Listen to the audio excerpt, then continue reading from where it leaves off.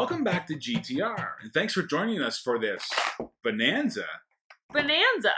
Uwe Rosenberg originally created this card-only game to create the theme of planting, trading, and harvesting bean fields for points.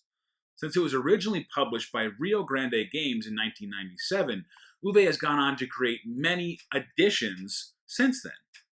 That's right, and today we're going to talk about some of the similarities and differences in just a few of the versions out there, and talk about why we think Bonanza is truly a game to remember. Let's go! To bean or not to bean is apparently the question. But for us, it's no question at all. The answer is obvious. We will always want to bean.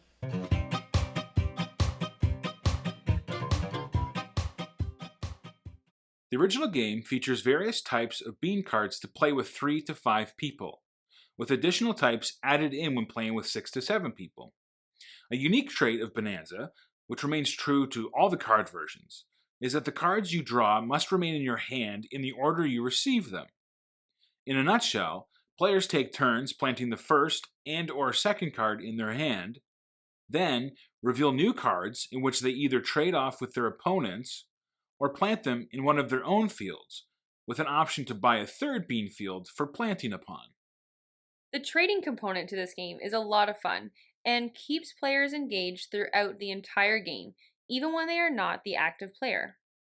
Another unique component to this game is that the bean cards in play, which show their beanometer reading at the bottom, are traded in such a way that they are also used to track a player's points. More recently, in 2015, the Ladies and Gangsters game was released, offering 2 new ways to enjoy the bean farming life. In a nutshell, the ladies variant introduces gentleman, baby, and lady bean types with varying beanometers that really change your gold coin yield when cashing in a field for points. Gangsters is a 1 to 2 player game, which introduced new fictitious opponents controlled by the game known as the Bean Mafia. Gangsters also have unusual bean types, including the lovely fava bean. In Bonanza Gangsters, players not only work to collect more gold coins than their opponent, but they must also score higher than the Mafia as well. This fictitious role adds a really fun element for a 2-player game that you'll find yourself wanting to play again and again.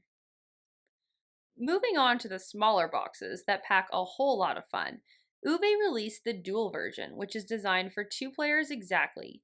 Unique to this version, players can plant various types of beans within the same field, which is something a little difficult to get used to after playing countless games of Bonanza.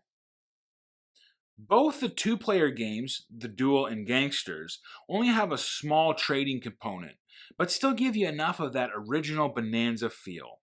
In Duel, players can multitask for point scoring while harvesting their mixed bean fields for points based on the last card's beanometer, and also completing bonus cards planting patterns to produce more gold at game end.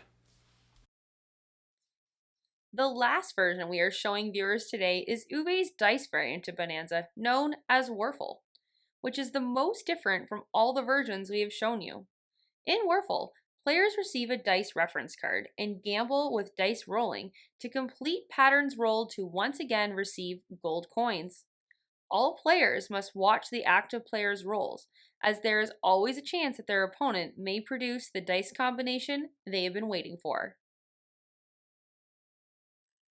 While all these versions produce a lot of fun, at the end of the day, you just can't beat the original.